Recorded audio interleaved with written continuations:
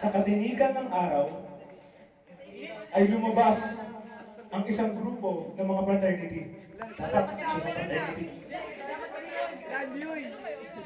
Ayo, sige. Oh, sige. Take two. Gusto niyo yung kabutihan kayo, ha? Oh, sige, ha? Oh, sige. Ay, isa pong fraternity. Kunyari, nagkakakinig. Tapos, habang sila'y naglalakad ng patalikod,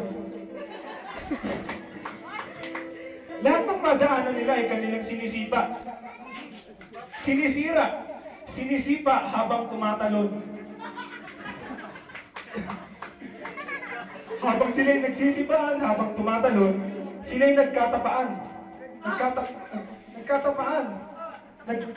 Nagkasipaan.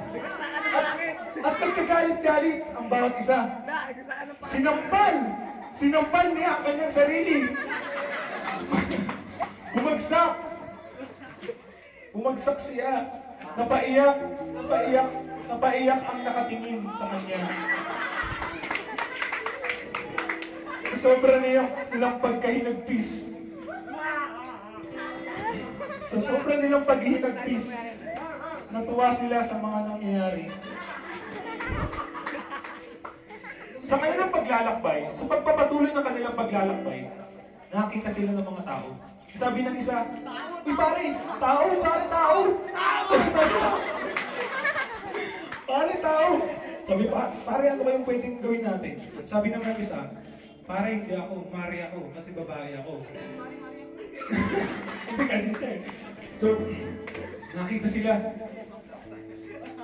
"Ano pare?" Sabi ng isa, "Ano pare? Bugbugin ba natin? Tirahin natin to." At doon na nga, pinuntahan nila ang isang lalaki na nakaupo. Binugbog nila. Hindi nila alam na ang nakaupo ay isang superhero.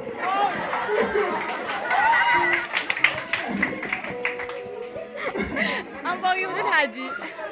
Ngunit, mas malakas ang mga fraternity. Kaya, sinuntok nila pinagtulong-tulungan hanggang mamatay ang tao yun. Tumakbo dahil nandiyan ang mga pulis. Nakatingin sa likod, tumakbo sila ng patalikod. Ang patalikod. Takot na takot sila. Nagtatatago sa pulpito. At isang araw, lumabas ang grupo ng isang Kristiyano. Sila'y nakangiti na nag-uusap, labas ngipin. Nag-uusap. Habang nagsasalita, nakalabas pa rin ang ngipin. "Hey, brother, nakalabas ang ngipin." "Sister, brother, alam mo ba yung verse na John 3:16? Nakangiti sila, nakangiting nag-uusap. Habang binubuklat nila ang Biblia. Sinabi ng isa, "Brother, nakikita mo ba yung nakikita ko?"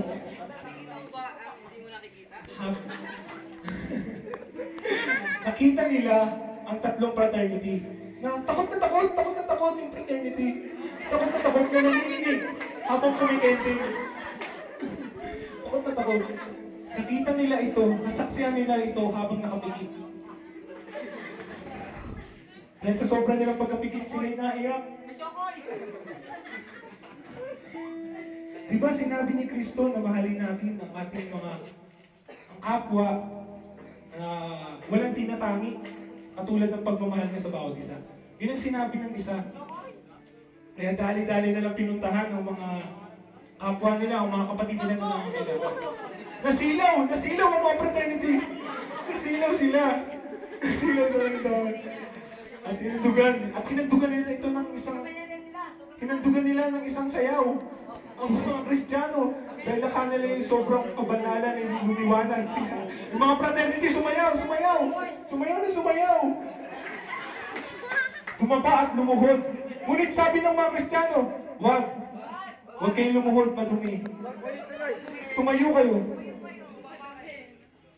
Alam nyo ba, sinabi ng isa na nakangiti, labas ngipin. Alam nyo ba? Sabi ng isa, di ba? Ang gagaling. So, Ready na po ba tayo na ipagpatuloy yung kwento? Naubusan na ako ng script eh, kasi ano lang to eh. Freestyle lang to eh. Sa abangan susunod. Habang nagpapatuloy ang kwento, commercial daw joke. Yan.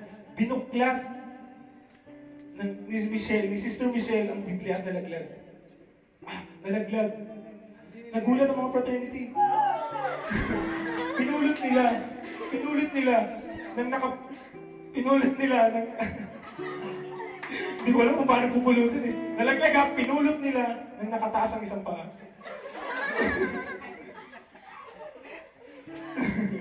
Natuwa ang mga Kristiyano.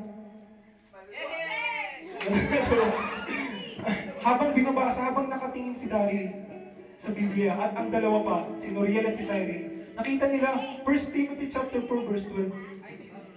Sabi, don't let anyone look down on you because you are young, but set an example for the believers in speech, in conduct, in love, in faith, and in purity. Tinignan na ito sa Bible. Nakita nila may mas malaki pa pala sa stage. Bakit pa tayo tumingin sa maliliit, may malaki naman. Yan ang naging batayan ng ating decoration. Nakita nila, sabi na Noriel, sino yung gagayahin natin? Sinong model? At nakita nila sa isang pangitain ng gawa ng mga Kristiyano. Bumaba yung mga Kristiyano, kunyari dito. Oras. Baka kasi... Okay, paano pa? Nakita nila mga Kristiyano, hindi pa nakiti sila. At lahat ng makita nila, kinakamayan. Sinasabihin nila, mahal ka ng Diyos. Mahal ka ng Diyos. At yung isa nagpa-picture pa. Yung isa nagpa-picture pa. Ngumiti, nag-post sila, nag-post. Yung isa, lumabas ang tunay na kulay. Kulay ng magiting. Magiting na maskulado. Nagulat ang lalaki sa nakita niya si sister. Ang laki, mas maskulado sa akin. Joke lang. Kaya ngayon, nagpaturo siya kung paano magpalaki ng braso.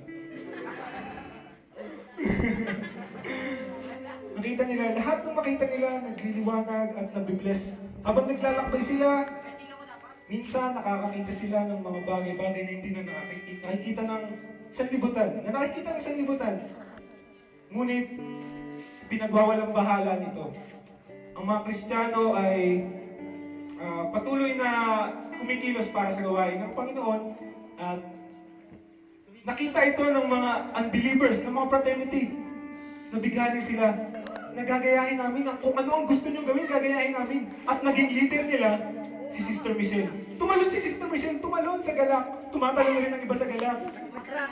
Tumatalon sa galak. Habang nagpupush siya.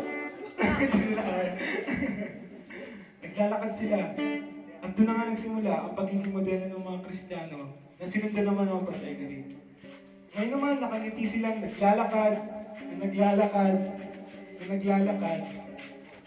ng patagili. Nagkapungguan. Ngunit nagpatawa ng bawat isa dahil sila yung mga Kristiyano na. Nag-group hug. Pero naman sinunod na. Joke.